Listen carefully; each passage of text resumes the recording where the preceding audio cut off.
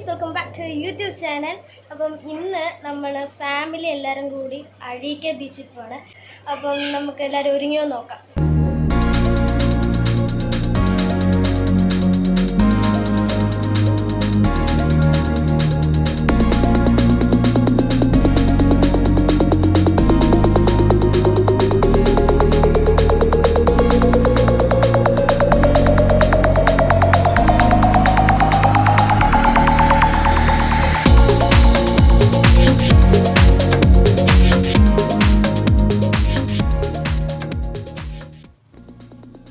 കുത്തിപ്പറിച്ച് എല്ലാവരും കൂടെ ഞങ്ങളുടെ കയറുകയാണേ.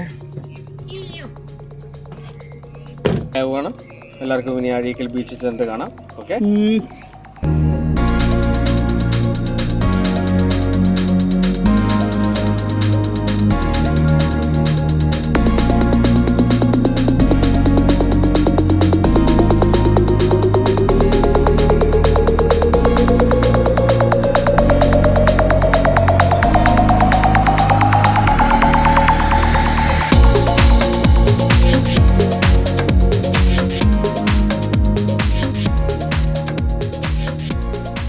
ഞങ്ങളിവിടെ അഴീക്കൽ ബീച്ചിനടുത്ത് എത്തിയിരിക്കുകയാണ്.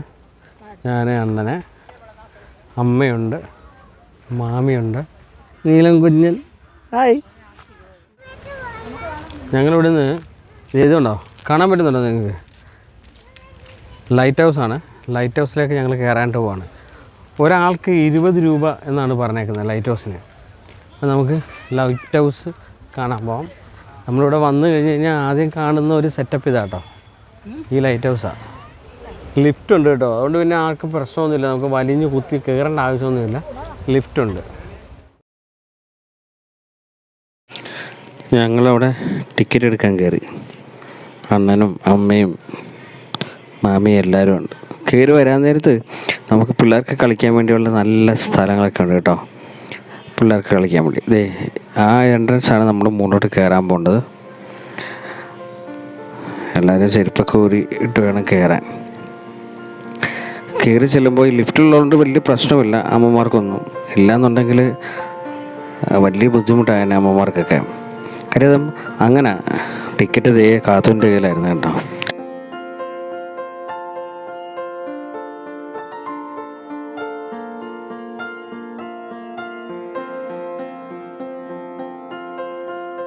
ആ സ്റ്റെപ്പ് ഉണ്ടോ നിങ്ങൾക്ക് ആ സ്റ്റെപ്പ് കാണാൻ പറ്റുന്നുണ്ടോ?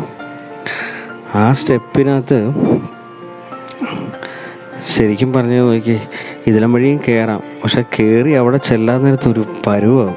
പക്ഷെ കൊച്ചു പിള്ളേരൊക്കെ അടിച്ച് പറന്ന് കയറുന്നുണ്ടായിരുന്നു കേട്ടോ. അമ്മയും അമ്മയുടെ അടുത്തൊക്കെ ചുമ്മായെങ്കിലും ഞാൻ പറഞ്ഞു നമുക്ക് ഇതിലും വഴി കയറാമെന്ന് പറഞ്ഞപ്പോൾ അവരെൻ്റെ അടുത്ത് ദേഷ്യപ്പെടുന്നു. നമ്മുടെ ലിഫ്റ്റിനകത്ത് ആ കൂടെ 4-5 പേരെ മാത്രമേ കയറത്തുള്ളൂ, മാക്സിമം 6 പേര്. അവരാദ്യം കയറിപ്പോയി, അത് കഴിഞ്ഞിട്ട് ഞങ്ങൾ കയറി. അത് കഴിഞ്ഞപ്പോൾ അവിടുത്തെ ഒരു അമ്മ കയറി പേടിച്ചൊക്കെ നിന്ന്. ആ ലിഫ്റ്റിൻ്റെ സ്വിച്ചിലൊക്കെ തൊടാൻ അമ്മയ്ക്ക് പേടിയായിരുന്നു. പിന്നെ ഞങ്ങൾ കുറച്ച് തമാശയൊക്കെ പറഞ്ഞിട്ട് നേരെ മുകളിലോട്ട് പോയി. നല്ല വ്യൂ ആട്ടോ. ഇനി മുകളിലോട്ട് പോകാൻ നേരത്ത് 7 നിലയല്ലേ, ആ 7 നിലയിലോട്ട് ഇങ്ങനെ കയറി പോകുമ്പോൾ ചിലവർക്കൊക്കെ അമ്മയൊക്കെ പറയണ്ട ആ പേടി വരുന്നതെന്നൊക്കെ അമ്മയൊക്കെ പറഞ്ഞു. അവിടെ നിന്ന് ചേച്ചിമാർക്കൊക്കെ പേടിയായിരുന്നു. നേരത്തെ ഞങ്ങളവിടെ എത്തി. ഞങ്ങൾ അവിടെ നിന്നത് വ്യൂ പോയിന്റിലേക്ക് ഞങ്ങൾ പോവാണ്.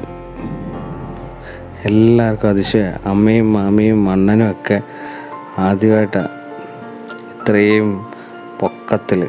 ഞാനും അതെ. അടിപൊളി വ്യൂ, ഒരു രക്ഷയില്ല.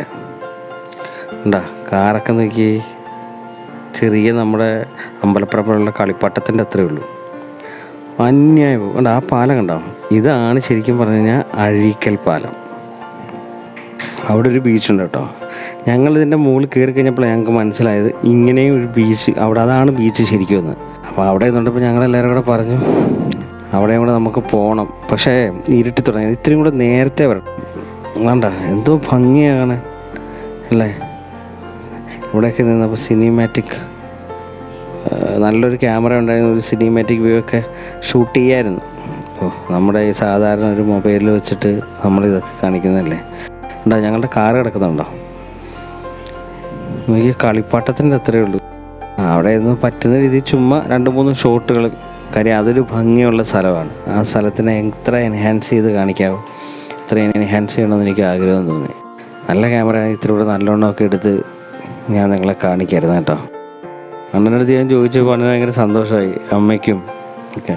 പക്ഷെ എല്ലാവർക്കും മനസ്സിലൊരു പേടിയുണ്ട്. ഇത്രയും പൊക്കത്തിന് കയറി നിന്നിട്ട് താഴോട്ട് നോക്കുമ്പോഴേ കണ്ടോ പിള്ളേരൊക്കെ, കൊച്ചു പിള്ളേരൊക്കെ ഉണ്ട്. നീലനെ കണ്ടിട്ട് അങ്ങ് അതിശയിക്കുക. കാര്യം അവർക്കൊക്കെ ഒരു അവർക്കെന്നല്ല ഞങ്ങൾക്കും ഒരു പുതുമ ഉള്ള ഒരു വ്യൂ അല്ലേ ഇതൊക്കെ. എന്തൊരു ഭംഗിയാണെന്ന് നോക്കി.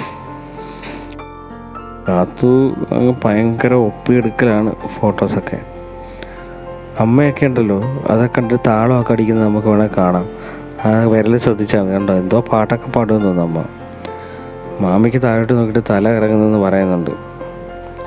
അവൻ കിടന്ന് ബഹളം ഉണ്ടാക്കി, വാ നമുക്ക് പോകാമെന്ന് പറയുന്ന ബഹളം ഉണ്ടായി. ഞങ്ങൾ പിന്നെ നേരെ ഇറങ്ങി. കണ്ടോ ലിഫ്റ്റിൽ നിന്ന് ഇറങ്ങുമ്പോൾ നമുക്ക് ഇങ്ങനെയുള്ളൊരു വ്യൂ ആണ് കിട്ടുന്നത്. ഞങ്ങൾ താഴെ ഇറങ്ങി.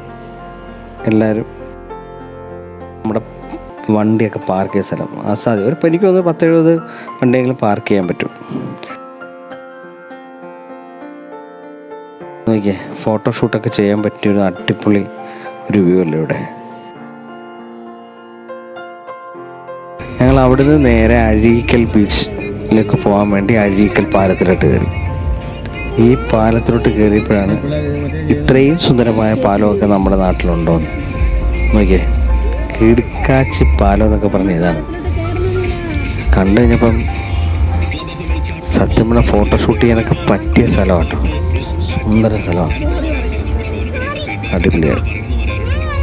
ആൾക്കാരൊക്കെ നിന്ന് ഒത്തിരി ഫോട്ടോ ഒക്കെ എടുക്കുന്നുണ്ടായിരുന്നു.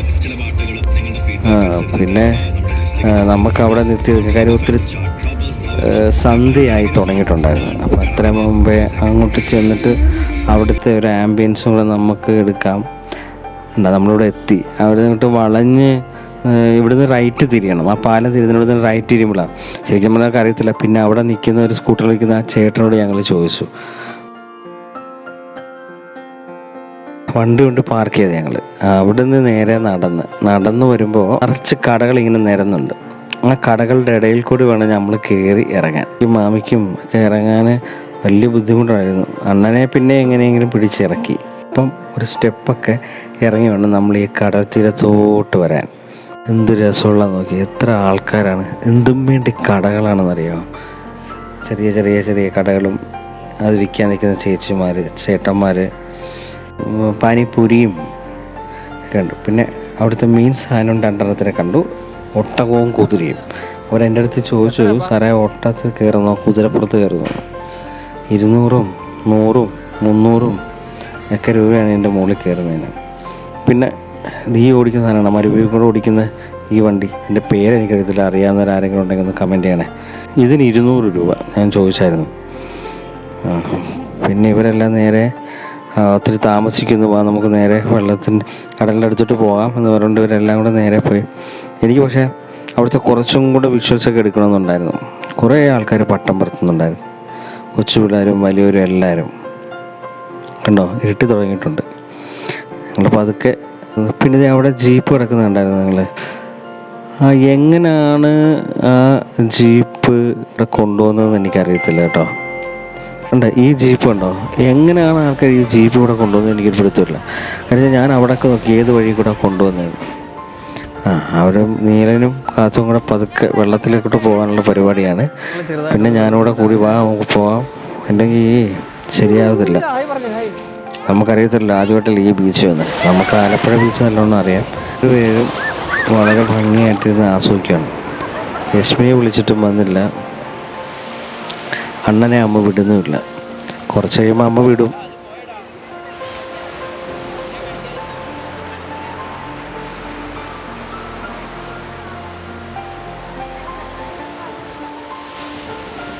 കടലെന്ന് പറയുന്ന ഒരു വല്ലാത്ത സാധനമല്ലേ.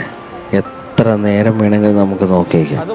ഇവിടെ നോക്കിയിരിക്കുമ്പോൾ ശരിക്കും പറഞ്ഞാൽ നമ്മുടെ വിഷമങ്ങളും ബുദ്ധിമുട്ടുകളൊക്കെ നമ്മൾ മറക്കത്തില്ലേ. തമാശ അല്ല, സാഹിത്യമില്ല, ശരിയല്ല.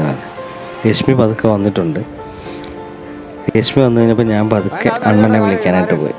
കാര്യം എന്തായാലും എല്ലാവരും ഇവിടെ വന്നു കഴിയുമ്പം അണ്ണൻ എന്തായാലും വഴക്കുണ്ടാക്കുമെന്ന് അമ്മയ്ക്കറിയാം. പിന്നെ ഞാൻ വന്ന് അണ്ണനെ വിളിച്ചു.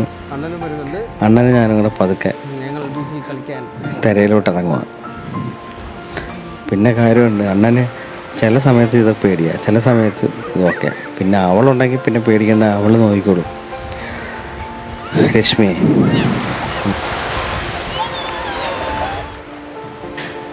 ഞാൻ പറഞ്ഞ സത്യമല്ലെന്ന് നോക്കി, എന്തൊരു രസമാണ് ഈ കടല്. ഞങ്ങൾ പണ്ട് കോളേജിൽ പഠിച്ചുകൊണ്ടിരിക്കാൻ നേരത്തെ ഞങ്ങളിതുപോലെ ഫ്രണ്ട്സ് എല്ലാവരും കൂടെ 6 മണിയാകുമ്പോൾ ബീച്ചിൽ പോയിരിക്കും. എന്നിട്ടൊരു 9-9:30 ആകുമ്പോൾ അവിടെ നിന്ന് വരുന്നത്. ചുമ്മാ ഒത്തിരി കഥകളൊക്കെ പറയും, ഒത്തിരി കാര്യങ്ങളൊക്കെ സംസാരിക്കും. അവൾ കൈ പിടിച്ചിരിക്കുന്നത് നോക്കി എന്നെ. പിന്നെ വേറൊരു കാര്യമുണ്ട്, നമ്മുടെ ആലപ്പുഴയിലുള്ള മണ്ണല്ല ഇത്, ഇത്രയും കൂടെ നല്ല വലിയ തരികളാണ്. അപ്പം മണ്ണ് കൂടുതൽ കടലിലോട്ട് ഇറങ്ങിക്കിടപ്പുണ്ട്. അപ്പം നമ്മൾ നിന്നാലും നമുക്ക് വലിയ പ്രശ്നമില്ല. നമ്മുടെ അരപ്പൊക്കത്തിലൊക്കെ നമുക്ക് നിന്നാലും കടൽ വന്നാലും നമുക്ക് കുഴപ്പമില്ല കേട്ടോ. കാരണം ആൾക്കാരൊക്കെ ദൂരെ പോയി നിൽക്കുന്നു, പിള്ളേർ ഉൾപ്പെടെയാണ് പോയി നിൽക്കുന്നത്. അവൻ കിടന്ന് അതിനകത്ത് കിടന്ന് മറിയുക കേട്ടോ. ഇരുട്ടി തുടങ്ങി. ഇനി എൻ്റെ ഈ ചെറിയ ക്യാമറയ്ക്കകത്തുനിന്ന് ഉള്ള വ്യൂസ് ആയിരിക്കും നിങ്ങൾക്ക് കിട്ടുന്നത്. എന്നാലും എനിക്ക് ഈ വിഷ്വൽസ് എടുക്കാൻ എനിക്ക് ഭയങ്കര കൊതിയാണ്. പറ്റുന്ന രീതിയിലൊക്കെ എടുത്തു. മൊബൈൽ സ്റ്റിക്ക് ഒടിഞ്ഞു പോയായിരുന്നു. പിന്നെ കൈവച്ചൊക്കെ എടുത്തുകൊണ്ടാണ് ഈ വൈബ്രേഷനൊക്കെ ഉണ്ടാകുന്നത് കേട്ടോ. അവളും അണ്ണനും പതുക്കെ മതിയാക്കി കയറി. കാത്തു പറഞ്ഞാൽ കയറും, നീളം കയറത്തില്ല. പിന്നെ വഴക്ക് പറഞ്ഞ് വേണം ഇനി കയറ്റാൻ രണ്ടിനെയും കൂടെ.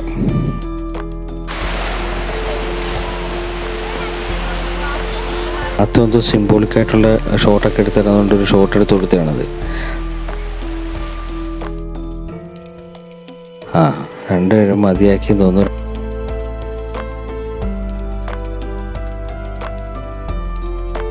നോക്കിയേ, എന്തൊരു ഭംഗിയുള്ള കടലാണിത്.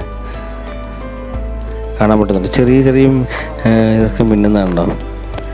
അവർ പതുക്കെ നേരെ വന്ന് ഐസ്ക്രീം കഴിച്ചു കേട്ടോ. ഞാൻ അവിടെ നിന്ന് വിഷ്വൽ എടുക്കുന്ന സമയത്ത് ഇവിടെ വന്നിരുന്ന് ഇവർ ഐസ്ക്രീം കഴിക്കുകയായിരുന്നു. പിന്നെ രശ്മി പിന്നെ പറയണ്ട, അറിയാമല്ലോ. ഐസ്ക്രീം കണ്ടു കഴിഞ്ഞാൽ രശ്മി അതെ കാത്തും അതെ ചാടും. പിന്നെ അവിടെ നിന്ന് തീർത്തിട്ടേ അത് വരത്തുള്ളൂ. ഇനി എപ്പോഴാണ് എല്ലാവർക്കും പനി പിടിക്കാൻ പോകുന്നത് ആർക്കറിയാം. നോക്കിയേ, ഈ സമയത്തും പട്ടം പറപ്പിക്കാൻ ധാരാളം ആൾക്കാരുണ്ട് ഇവിടെ.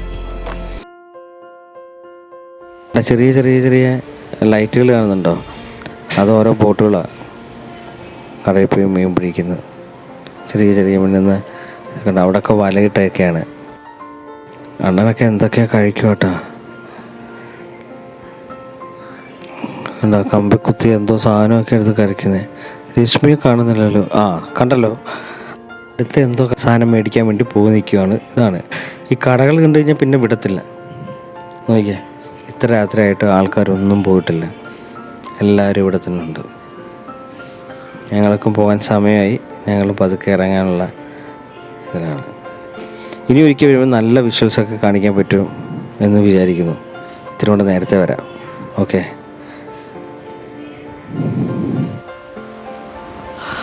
കടലും പതുക്കെ ശാന്തമാകാൻ തുടങ്ങി.